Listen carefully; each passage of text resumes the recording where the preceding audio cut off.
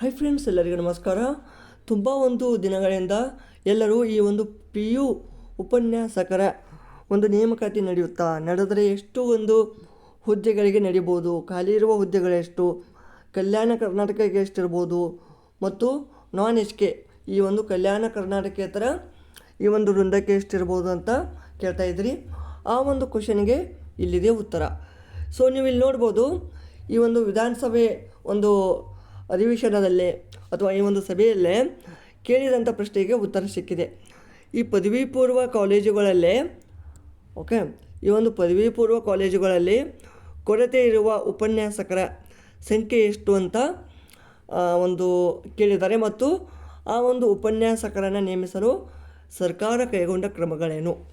ಇಲ್ಲಿ ನೀವು ನೋಡ್ಬೋದು, ಒಟ್ಟಾರೆಯಾಗಿ ಕೊರತೆ ಇರುವ ಅಥವಾ ಖಾಲಿ ಇರುವ ಹುದ್ದೆಗಳ ಸಂಖ್ಯೆ 4259 ಹುದ್ದೆ.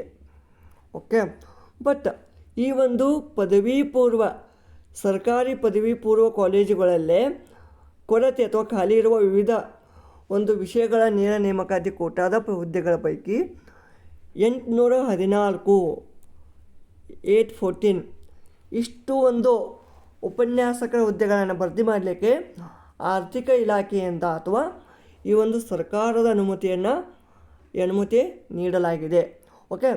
ಸೊ ಈಗ ಅನುಮತಿ ನೀಡಿದ್ದೇ ಆದರೆ ಈ KK ಮತ್ತು ನಾನ್ KKಯಲ್ಲಿ ಅಥವಾ ನಾನ್ HKಯಲ್ಲೇ ಎಷ್ಟು ಹುದ್ದೆಗಳು ಖಾಲಿ ಇದಾವೆ ಮತ್ತು ವಿಷಯವಾರು ಎಷ್ಟು ಹುದ್ದೆಗಳಿದಾವೆ ಅಂತ ಇಲ್ಲಿ ನಾವು ನೋಡೋಣ. Let's see here. ಸೊ ಇಲ್ಲಿ ತಾವುಗಳು ಗಮನಿಸ್ಬೋದು, ಕಲ್ಯಾಣ ಕರ್ನಾಟಕ.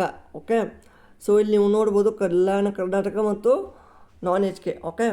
ಸೊ ಇಲ್ಲಿ ಕಲ್ಯಾಣ ಕರ್ನಾಟಕದಲ್ಲಿ ಕನ್ನಡ, ಇಂಗ್ಲೀಷ್, ಇತಿಹಾಸ, ಅರ್ಥಶಾಸ್ತ್ರ, ಭೂಗೋಳ, ವಾಣಿಜ್ಯಶಾಸ್ತ್ರ, ಸಮಾಜಶಾಸ್ತ್ರ, ರಾಜ್ಯಶಾಸ್ತ್ರ, ಮನೋಶಾಸ್ತ್ರ, ಗಣಕ ವಿಜ್ಞಾನ. ಸೊ ಇವುಗಳನ್ನೆಲ್ಲ ನೋಡ್ಬೋದು ಇಲ್ಲಿ.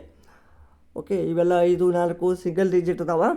ಬಟ್ ಈ ನಾನ್ HKಯಲ್ಲೇ ಕನ್ನಡ 100, ಇಂಗ್ಲೀಷ್ 120, ಇತಿಹಾಸ 120, ಅರ್ಥಶಾಸ್ತ್ರ 180, ಭೂಗೋಳ 20, ವಾಣಿಜ್ಯಶಾಸ್ತ್ರ 80, ಸಮಾಜಶಾಸ್ತ್ರ 75, ರಾಜ್ಯಶಾಸ್ತ್ರ 75, ಮನೋಶಾಸ್ತ್ರ 2 ಮತ್ತು ಗಣಕ ವಿಜ್ಞಾನ 6. ಸೊ ಹೀಗೆ ಒಟ್ಟಾರೆಯಾಗಿ ಈ ಕಲ್ಯಾಣ ಕರ್ನಾಟಕದಲ್ಲಿ 36 ಹುದ್ದೆಗಳು ಮತ್ತು ನಾನ್ ಕಲ್ಯಾಣ ಕರ್ನಾಟಕ 778.